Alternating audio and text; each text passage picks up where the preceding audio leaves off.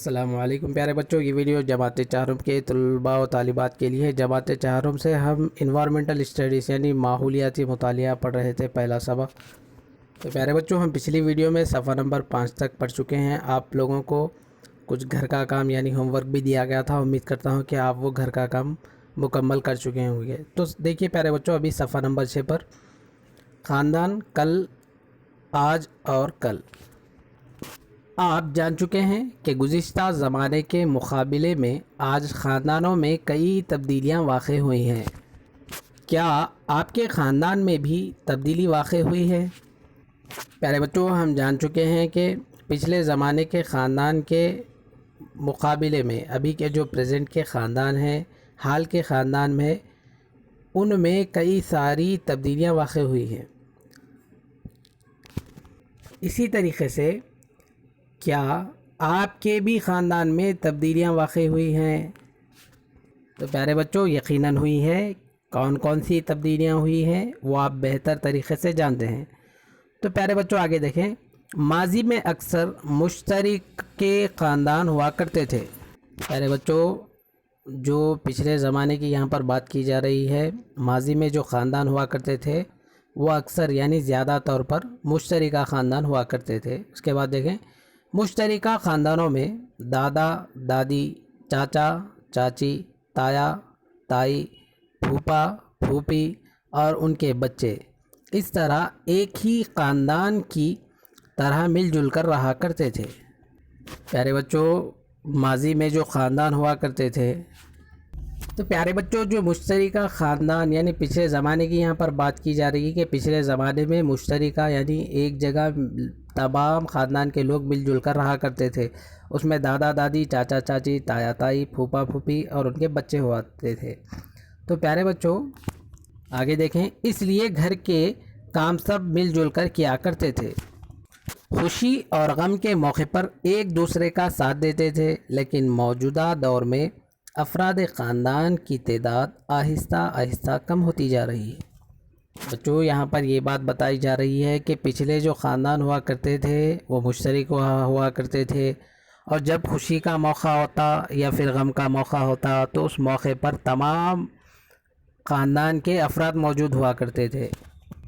موجود ہونے کے ساتھ ساتھ وہ ایک دوسرے کے ساتھ کھڑے رہتے تھے۔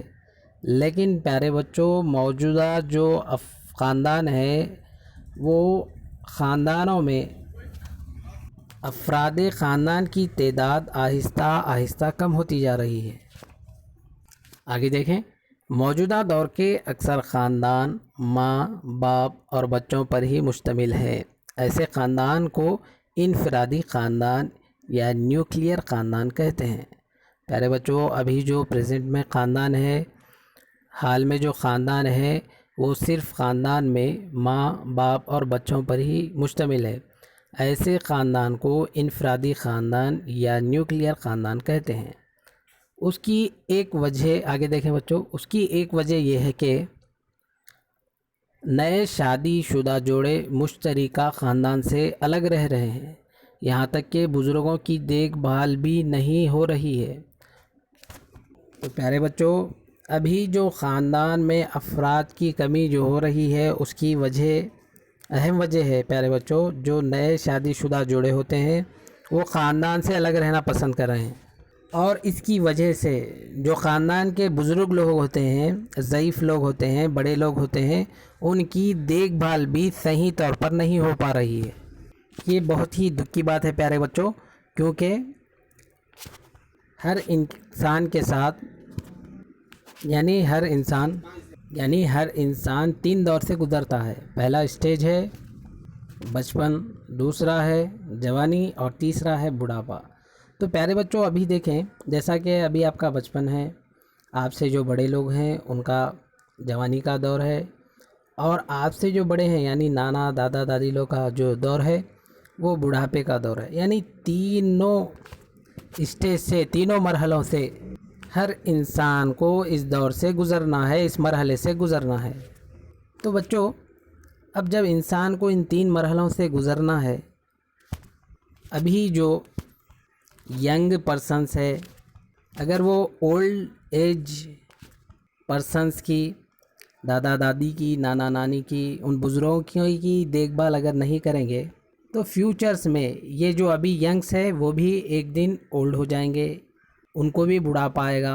तो प्यारे बच्चों, जो अभी यंग्स है उनको भी बुढ़ापा आना है, यानी वो लोग भी ओल्ड एज का जो मरहला है उससे गुजरेंगे। तब इनकी देखभाल कौन करेगा, इनकी खिदमत कौन करेगा? प्यारे बच्चों, हमारा फ़र्ज़ है जिस तरीक़े से बुज़ुर्गों ने हमें बचपने में, यानी हमारे माँ बाप हैं, हमारे दादा दादी हैं, हमारे नाना नानी हैं, उन लोगों ने हमें जिस तरीक़े से बचपने में हमारी देखभाल की, निगहदाश्त की, हमारी परवरिश की, उसी तरीक़े से प्यारे बच्चों हर फ़र्द की ज़िम्मेदारी है कि वो बड़ों की देखभाल करें। प्यारे बच्चों आगे देखें, कुछ लोग अपने वालिदैन को बैतुल मोमिनीन ओल्ड एज होम में रख रहे हैं और अपने बच्चों को भी तालीम व तरबियत के नाम से हॉस्टल्स में रख रहे हैं। इनसे मुताल्लिक़ आप अपने दोस्तों से ग्रुप में मुबाहिसा कीजिए और लिखिए। प्यारे बच्चों, ये बहुत ही गलत बात है कि जो भी ज़्यादा उम्र के यानी ज़ईफ़ अफराद जो ख़ानदान में होते हैं, तो शहरों में ख़ास तौर पर बच्चों ओल्ड एज होम, उसे हम उर्दू में बैतुल मोमिनीन कहते हैं, उसमें रख रहे हैं। और ये बैतुल मोमिनीन को, ओल्ड एज होम को ऑर्गेनाइज़र वाले ऑर्गेनाइज़ करते हैं और उस ओल्ड एज होम में ज़ईफ़ लोगों की जिस तरीक़े से घर में देखभाल होती है उस तरीक़े की नहीं होती। तो प्यारे बच्चों, जब कभी भी आपकी नज़रों के सामने अगर आप ऐसा देख रहे हैं कि आपके फैमिली में या फिर आपके आस पड़ोस में, आपके रिश्तेदार में कोई ज़ईफ़ हज़रात को ओल्ड एज होम में भर्ती करवा रहे हैं या करने वाले हैं, तो आप उनको फ़ौरन रोकें और उनको समझाएं, उनसे कहें कि ये काम बिल्कुल गलत है। प्यारे बच्चों आगे देखें, ग्रोही मुबाहिसे में माजी में ख़ानदान कैसे होते थे। प्यारे बच्चों, ये ग्रोही मुबाहिसा है, यानी ग्रुपी मशगला है, तो आप लोगों को जवाब देने था, लेकिन प्यारे बच्चों आप अभी स्कूल में मौजूद नहीं हैं, तो आपका काम ये है कि आप घर में ही, तो प्यारे बच्चों आप ये ग्रोही मुबाहिसे के तौर पर नहीं बल्कि सवालों जवाब के तौर पर समझें। जैसा कि माजी में ख़ानदान कैसे होते थे, आप अभी पढ़ चुके हैं और पिछली वीडियोस में भी आप देख चुके हैं, सुन चुके हैं कि ख़ानदान किस तरीक़े के पिछले यानी माजी में हुआ करते थे।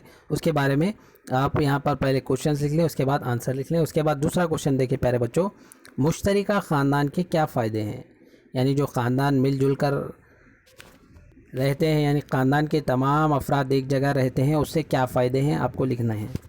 उसके बाद देखें बच्चों, अफराद ख़ानदान की तादाद में कमी और इनफरादी ख़ानदान के बनने की क्या वजूहत है। अफराद ख़ानदान में जो कमी वाक़ई हो रही है और ख़ानदान इनफरादी बन रहे हैं, उसके वजूहत क्या हैं आप जान चुके हैं। तो प्यारे बच्चों इसका जवाब भी आप तहरीर कर कर लिखें। उसके बाद देखें बच्चों, आजकल बैतुल मोमिनीन ओल्ड एज होम्स की तादाद में क्यों इजाफ़ा हो रहा है। प्यारे बच्चों, ओल्ड एज होम में जो ज़ईफ़ लोगों को दाखिल किया जाता है, वहाँ पर रखा जाता है, तो इस ओल्ड एज होम की तादाद में दिन ब दिन इजाफ़ा होता जा रहा है। उसकी वजूहत क्या है, इसके बारे में आप लिखें।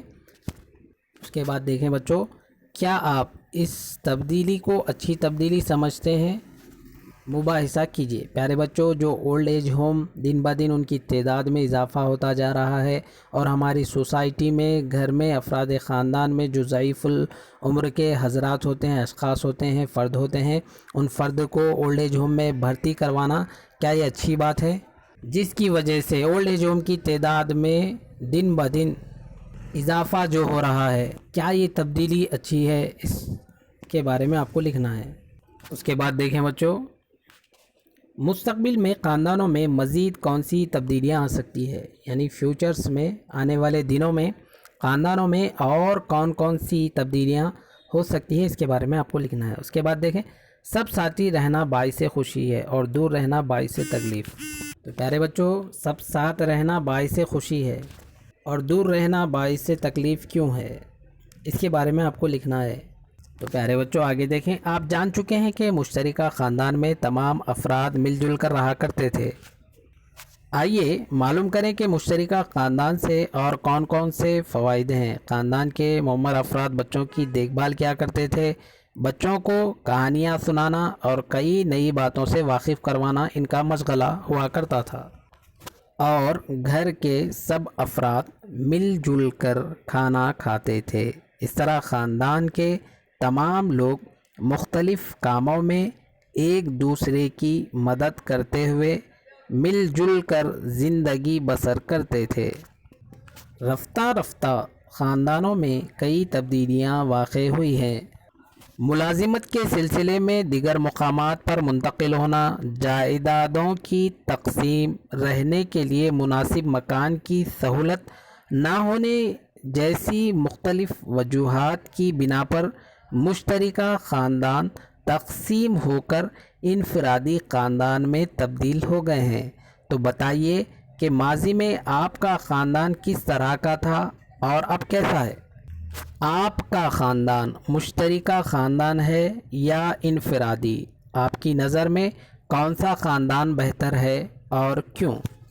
تو پیارے بچوں، یہاں پر یہ بات بتلائی جا رہی ہے کہ تمام جو افراد خاندان کے مل جل کر رہا کرتے تھے ان سے فائدے کیا تھے، جیسا کہ گھر میں ضعیف افراد ہونا، بڑوں کا ہونا بہت ہی رحمت کا باعث ہے، کیونکہ پیارے بچوں جو بڑے ہوتے ہیں ان کی وجہ سے پیارے نبی صلی اللہ علیہ وسلم کی حدیث بھی ہے۔